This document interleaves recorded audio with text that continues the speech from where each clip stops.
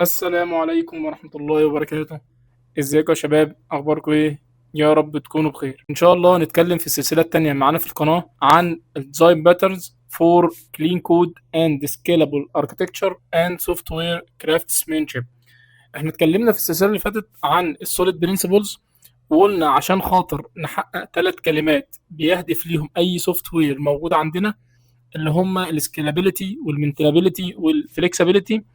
عشان خاطر احققهم كانت السلمه الاولى لتحقيق ال3 حاجات دول كانت عندي السوليد برينسيبلز. فضروري قبل ما تدخل على الديزاين باترنز تكون عارف كويس جدا مبادئ السوليد برينسيبلز، فهسيب لكم برضو رابط السلسله في الديسكربشن. طيب السلمه الثانيه عشان خاطر احقق ال3 حاجات دول هو عندي الديزاين باترن. طيب تمام، خلينا نشوف ايه اللي هناخده النهارده عشان خاطر نفهم بشكل عام ايه هو الديزاين باترن. طب اول حاجه هنتكلم فيها هنتكلم عن what are design patterns. تاني حاجه هنتكلم عن why use design patterns. تالت حاجه هنتكلم عن design pattern vs algorithms. رابع حاجه هنتكلم عن what do design patterns consist of. خامس حاجه هنتكلم عن classification of design patterns. سادس حاجه هنتكلم عن when can design patterns be harmful. طيب اول حاجه عندنا اللي هو what are design patterns. التعريف بتاعه بيقول ايه؟ بيقول design patterns represent typical solutions to common problems in software design, acting as blueprints that you can customize to solve specific design challenges in your code. يعني ايه الكلام ده؟ الكلام ده معناه ان الديزاين باترن عندي هو حلول نموذجيه لمشاكل حصلت في السوفت وير ديزاين اللي موجود عندي.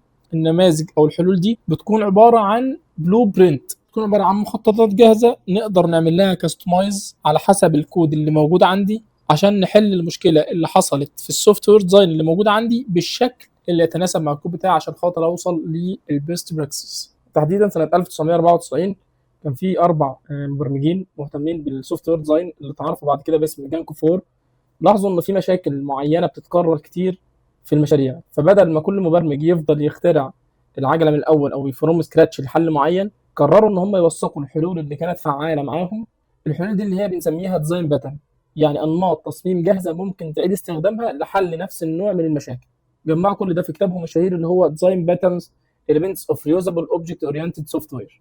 هم بيقولوا ايه؟ بيقولوا ان المشاكل دي هي مش عباره عن كوبي بيست لكود هتاخده تحطه في الكود بتاعك والدنيا تشتغل والكود بتاعك يبقى وصل للبيست براكتس وكومبليت. لا، هو قال لك هو في الاخر هو جنرال كونسبتس اند ابروتشز، هو كونسبت او لوجيك موجود اقدر اطبقه على الكود بتاعي بالطريقه بتاعتي، يعني مش حاجه ثابته ان انا باخدها كوبي بيست واحطها في الكود بتاعي الدنيا بتشتغل. لا، هو لوجيك او جنرال كونسبت بقدر ان انا افهمه، او المخطط اللي معايا اخده واقدر افهمه، ومن خلاله اشوف المشكله اللي موجوده عندي وابدا اشوف احلها ازاي على حسب الباترن المناسب بتاعها. طيب واي يوز ديزاين باترنز؟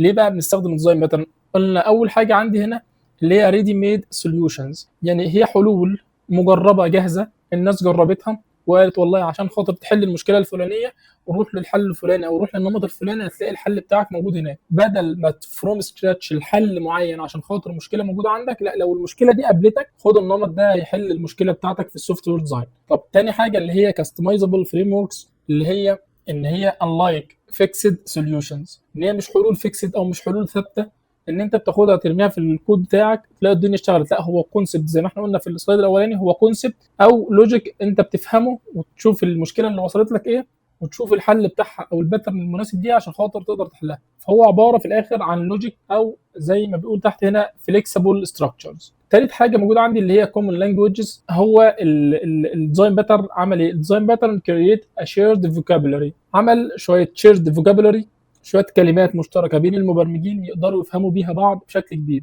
وليكن انا كان في مشكله حصلت معايا استخدمت مثلا وليكن الفاكتوري ميثود او الاستراتيجي باترن او غيره من الباترنز.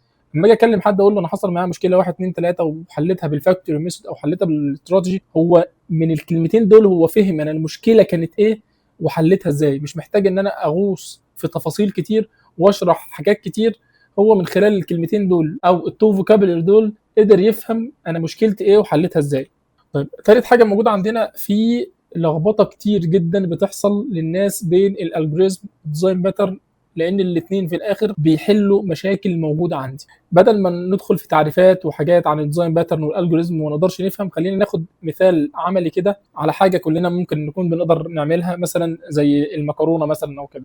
عايزين نشوف في طريقه المكرونه الديزاين باترن بيقول لي ايه والالجوريزم بيقول لي ايه. الالجوريزم بيقول لي هو حدد لي حط كيس مكرونه، حط 4 كوبايات ميه، حط معلقه ملح، سيبه على النار لمده 10 دقائق، شغل النار مثلا على درجه محدده، هات مثلا وايت صوص او ريد صوص معين عشان خاطر تحط عليهم. فهو اداني ستيبس واضحه، قال لي اعمل 1 2 3. طيب الديزاين باترن بيقول لي إيه بقى في نفس الطريقه دي؟ الديزاين باترن بيقول لي على حسب العدد اللي موجود عندكم وعلى حسب طريقه الاكل حط كميه المكرونه. ما ادانيش ولا كيس ولا اي حاجه، لا هو اداني مخطط امشي عليه عشان خاطر اقدر اطلع في الاخر الاوتبوت بتاعي. شوف انتوا بتحتاجوا ملح، يكون الاكل مالح او خفيف، وحط كميه الملح على حسب التذوق بتاعكم، على حسب ذوق كل واحد ان هو بيحب الملح وما بيحبوش. قال لي كمان حط المكرونه على النار، اوصل المكرونه لحد ما المكرونه توصل ان هي تكون مثلا طريه او المكرونه تستوي بشكل معين. ما قاليش ولا 10 دقائق ولا 15 دقيقه ولا كده، كل واحد ممكن واحد يسلقها في 10 دقائق، ممكن واحد يسلقها في 15 دقيقه على حسب النار اللي موجوده عنده. فالديزاين باترن هو مخطط كل واحد يستخدمه بطريقته على حسب المشكله اللي موجوده عنده عشان خاطر يوصل للحل او البيست براكتس الحاجه اللي هو عاوزها. لكن الالجوريثم هو اداني ستيبس 1 2 3 عشان خاطر توصل للحل ده. فهو ده الفرق، واتمنى ان هو يكون وصل للناس او الناس فهمت الفرق بين الالجوريثم والديزاين باترن، لان الناس كتير بتسال عن الفرق بين الاثنين. هنتكلم بعد كده عن what do design patterns consist of. اي ديزاين باترن عندي بنشرحه من خلال 4 حاجات اساسيه زي اللي موجوده معانا في الهرم هنا كده، اللي هو اول حاجه الانتند والموتيفيشن والاستراكشر والكود اكزامبل. الانتند ان انا لازم اعرف الباترن ده بيحل لي مشكله ايه المشكله اللي الباترن ده بيحلها لي. تاني حاجه الموتيفيشن، الدافع اللي خلاني اروح للباترن ده عشان خاطر يحل لي المشكله. انا حصل معايا مشكله خلتني ان انا اضطر ان انا اروح لباترن معين يحل لي المشكله دي. عندي ثالث حاجه الاستراكشر ده بيوضح شكل الكلاسز والعلاقات بينها، شكل كده زي يو ام ال بيوضح شكل الكلاسز والعلاقات بين الكلاسز وبعضها داخل الباترن نفسه، وايه علاقه الاوبجكتس ببعض. طيب الكود اكزامبل ان احنا بنكتب كود في الاخر بيوضح المشكله، شكل المشكله والحل بتاعها بشكل عملي عشان خاطر الباترن يكون واضح. هنيجي بعد كده على الكلاسيفيكيشن اوف ديزاين باترنز. انا عندنا الديزاين باترنز متقسمه ل3 انواع، كل نوع منهم له هدف مختلف في السوفت وير ديزاين. عندنا اول حاجه اللي هو الكرييشنال باترنز. الكرييشنال باترن الهدف بتاعها اللي هو تنظيم عمليه انشاء الاوبجكتس نفسها، ده اللي بينظم عمليه ان انا اخد نيو انستنس اوبجكت. فهو ده الكرييشنال باترن التعريف البسيط، وهنفهم برضو الباترنز دي او هنفهم الانواع دي واحنا بنشرح كل باترن منهم وايه الهدف منه وايه المشكله اللي كانت بتقابلنا عشان خاطر الانواع دي تكون واضحه بشكل اكبر. بعد كده الاستراكشر باترن، النوع الثاني اللي هو الاستراكشر باترن الهدف بتاعه تنظيم العلاقات بين الاوبجكتس وبعضها. الكرييشنال بينظم انشاء الاوبجكتس، الاستراكشر بينظم العلاقات بين الاوبجكتس وبعضها عشان خاطر الابلكيشن بتاعي يكون سكيلابل. وعندي ثالث حاجه اللي هو البيهيفيرال باترن. البيهيفيرال باترن اللي موجود عندي الهدف منه تنظيم التواصل بين الاوبجكتس وبعضها والسلوك بتاع كل اوبجكت وتواصله مع الاوبجكت الثاني وتوزيع المسؤوليات بينهم. هنفهم ده طبعا بشكل عملي في كل باترن هيبقى موجود عندي. هنتكلم بعد كده عن when can design patterns be harmful. امتى الديزاين باترن يكون عندي مضر مش مفيد؟ في اول حاجه عندي اللي هو unnecessary complexity، اللي هي بين قوسين اللي هي over engineering، ان انا اجي في كل حته في الابلكيشن بتاعي واروح اعمل ديزاين باترن وخلاص، اللي هو في اي مكان بما ان انا عارف الديزاين باترن في اي مكان محتاج فيها ديزاين باترن مش محتاج فيها ديزاين باترن اروح مثلا اعمل ديزاين باترن في الجزء ده. حتى لو الكود مثلا وليكن محتاج مثلا 1 نيو انستنس اروح اعمل فاكتوري ميثود كامله عشان خاطر النيو انستنس اللي موجود عندي ده. فده بيسمى اوفر انجينير، فده بيضر الابلكيشن بتاعي وبيخليه اوفر انجينير، لان انا مستخدم في كل مكان في الابلكيشن حصلت مشكله او ما حصلتش مشكله بروح استخدم ديزاين باترن. تاني حاجه موجوده عندي اللي هي تيم كونفيوجن. التيم كونفيوجن لو انا شغال مثلا على ابلكيشن صغير وجيت بدات الابلكيشن وانا في الابلكيشن ده مثلا وليكن الشركه مخليه بعض الناس الجونيورز او الناس الخارجين يشتغلوا على البروجكت عشان خاطر هو بروجكت صغير. كده انا بنيت البروجكت حطيت فيه كله ديزاين باترن وكل مكان ديزاين باترن. الجونيورز تيم دول مش هيقدروا يشتغلوا على الابلكيشن بالطريقه دي لان محطوط في كل حته ديزاين باترن وهم لسه ما عندهمش الوعي الكافي بالديزاين باترن، مش فاهمين لسه ديزاين باترن. ثالث حاجه موجوده عندي اللي هي بيرفورمانس اوفر هيد.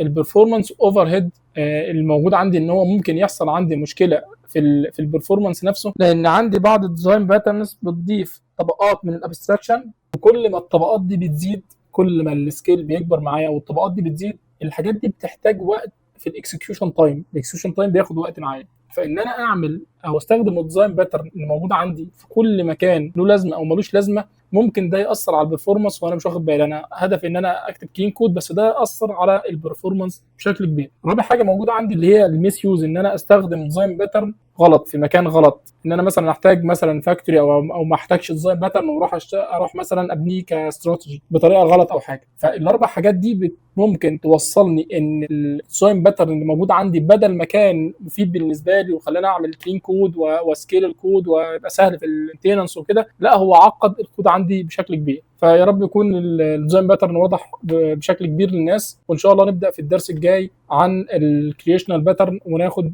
كل باترن ونشرحه في الباترنز الموجوده عندنا. وان شاء الله اشوفكم في درس جديد، والسلام عليكم ورحمه الله وبركاته.